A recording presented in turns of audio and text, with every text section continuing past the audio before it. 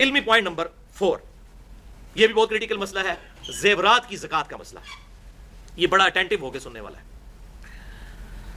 بھائیو، سنن ابی داؤد میں ایک حدیث ہے انٹرنیشنل نمبر کے مطابق 1563 کہ آپ صلی اللہ علیہ وسلم کی خدمت میں 2 عورتیں حاضر ہوئیں جن کے ہاتھوں میں سونے کے کنگن تھے موٹے موٹے. آپ صلی اللہ علیہ وسلم نے ان عورتوں سے پوچھا کیا تم اس سونے کی زکات ادا کرتی ہو؟ تو انہوں نے کہا یا رسول اللہ نہیں. تو آپ صلی اللہ علیہ وسلم نے ارشاد فرمایا کیا تم یہ چاہتی ہو کہ اللہ تعالیٰ قیامت کے دن آگ کے کنگن تمہیں پہنائے؟ بولے اعوذ باللہ تعالیٰ. انہوں نے کہا یا رسول اللہ نہیں. تو فرمایا پھر ان کی زکات ادا کیا کرو.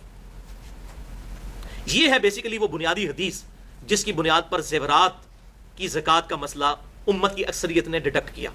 اجماع تو نہیں ہے، اختلاف ہے اس میں، بہرحال اکثریت نے اسے ڈیڈکٹ کیا. اچھا، اسی حدیث کا ایک طرق جامعہ ترمذی میں بھی انٹرنیشنل نمبر کے مطابق 637 نمبر ہے. امام ترمذی رحمۃ اللہ علیہ نے یہی حدیث لکھ کر کہا یہ حدیث صحیح نہیں ہے، اور پھر انہوں نے ایک سٹیٹمنٹ دے دی کہ زیورات کی زکات کے اوپر جتنی حدیثیں ہیں وہ ضعیف ہیں. اس حدیث کو بھی انہوں نے ضعیف کہا، لیکن امام ترمذی کے پاس جو سند ہے وہ واقعی ضعیف ہے. اس میں ابن لہیہ مدلس ہیں اور ان سے روایت کر رہے ہیں، اور مدلس کی ان والی روایت سما کی تصریح کے بغیر ضعیف ہوتی ہے. لیکن امام ابو داؤد یہی حدیث لے کر آئے انٹرنیشنل نمبر کے مطابق سنن ابی داؤد میں 1563، تو وہ حدیث صحیح سند کے ساتھ ہے الحمدللہ. پھر امام ترمذی نے لکھا کہ زیورات کی زکات کے بارے میں اختلاف ہے.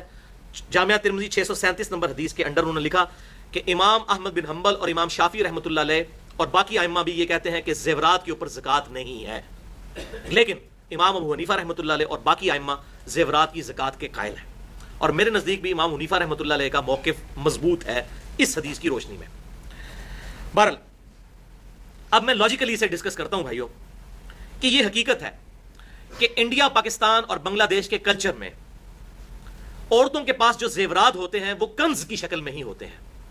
ان کو بھی یہ پتا ہوتا ہے یہ ہماری جمع پونجی ہے، مشکل وقت میں کام آئے گی.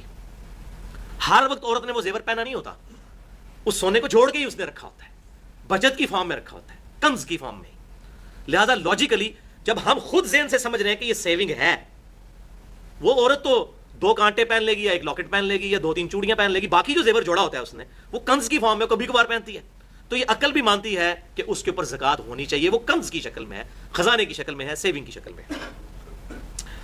بعض لوگ اس میں پھر یہ بھی چکر کرتے ہیں، وہ کہتے ہیں جی سیدھے بچے نے نہ کر دیتا ہے جی زیور. میں کسی کے پاس اگر 18 تولے سونا ہے تو اس پہ تو لگے گی زکات، تو کہتے ہیں جی میرے 3 بچے ہیں، میں نے تینوں کے نام نیت کر لیے 6-6 تولے، زکات ہی نہیں دیتے. یہ کس کو آپ دھوکہ دے رہے ہیں؟ اولاد آپ کے انڈر ہے، وہ مال وہ کنز ہے، اس مال پہ اللہ کا حق ہے، کسی نہ کسی نے تو دینا ہے.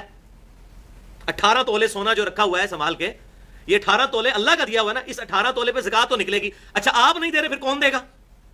بچے بھی نہیں دے رہے، وہ نہیں دے رہے، وہ کہہ رہے ہیں 6 تولے ہیں نا، 6 کیا ہوا تینوں کے نام، 7.5 تولے کی تھریشولڈ پوائنٹ تو کراس نہیں ہوا، وہ یہ پھر بہانہ بناتے ہیں. تو یہ بالکل ہیلا بازی ہیں. اس طریقے سے مال کسی کے حوالے کرنے سے، صرف نام لے لینے سے، بچوں کے چھوٹے بچوں کے نام کر لینے سے زکات سے جان نہیں چھڑائی جا سکتی.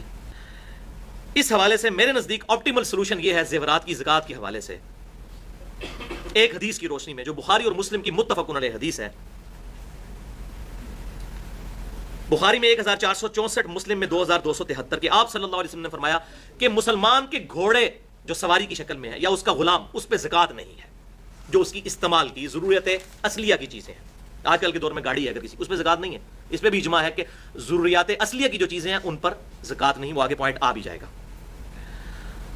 تو یہ اب اجتہادی مسئلہ ہے اور اس پہ کئی علماء کی رائے بھی ہے، خصوصاً وہ لوگ جو بالکل زیورات کی زکات نہیں دیتے ان کو قائل کرنے کے لیے یہ بات بڑی افیکٹو ہے اجتہاداً، کہ جو زیور عورت عموماً استعمال کرتی ہے ہر وقت، 2 کانٹے پہنتی ہے، 1-2 چوڑیاں پہنی ہوئی ہیں اس نے، یا 1 لاکٹ ہے، جو اس کے عموماً استعمال میں ہے، اگر اس پہ کوئی زکات نہیں دیتا اس پہ فتویٰ نہیں لا سکتا. کیونکہ وہ جو روایت میں نے بتائی نا 2 کنگن والی، اس پہ امت کا بڑا سخت اختلاف ہے. وہ کھینچتان کے حسن درجے تک روایت ہے، وہ پیٹ روایت نہیں، اس طریقے سے بہت مضبوط جسے کہتے ہیں، بس کھینچتان کے مضبوط ہے. اسی لیے پھر امام شافعی اور امام احمد بن حنبل جو ہیں وہ گولڈ کی زیورات کی زکات کے قائل نہیں تھے. اب یہ 2 بہت بڑے ائمہ ہیں اور وجہ یہی بنی کہ وہ ان روایتوں کو اس درجے پہ نہیں مانتے تھے.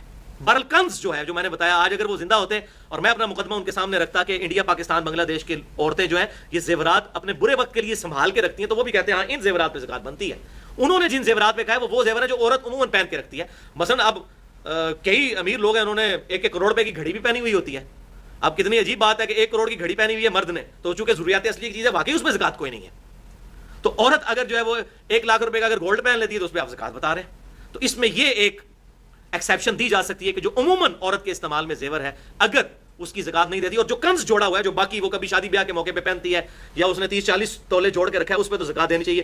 جہاں تک میرا یہ نہ سمجھے کہ میں کوئی اپنا معاملہ سیدھا کروں، الحمدللہ میں تو سارے ایک کے اوپر زکات دیتا ہوں جتنی بھی میری وائف کا زیور ہے الحمدللہ، چاہے وہ پہنتی ہے یا نہیں پہنتی، احتیاط اسی کے اندر ہے.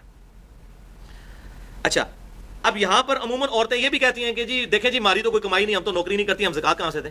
یہ بھی آپ نے سنا ہوگا. کئی عورتیں ہیں، خاوند کہتے ہیں جی وہ تو یہ اور ہماری بیوی کے نام ہے، تو قرآن میں تو ہے قوا انفسکم واہلیکم نارا، اپنے آپ کو اپنے گھر والوں کو دوزخ کی آگ سے بچاؤ.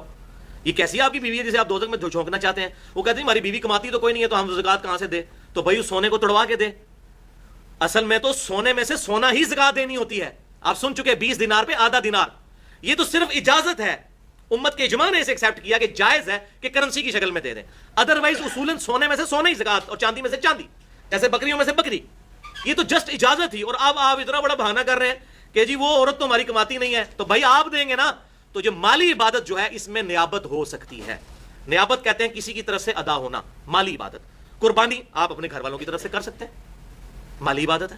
اسی طریقے سے زکات ایک خامند اپنی بیوی کی طرف سے زکات دے سکتا ہے، اس کی طرف سے وہ ادا ہو جائے گی اگرچہ اس کی بیوی اس کی مالک ہو. نیابت اس طریقے سے ہو جائے گی. لہٰذا یہ زکات لازمی اس حوالے سے کم از کم اس زیور کی تو ضرور ادا کریں جو کنز بنا کر رکھا ہوا ہے ادر دین جو یوزل استعمال. اور بہتر یہی ہے کہ سارے پردے ہم تو الحمدللہ سارے پردے دیتے ہیں.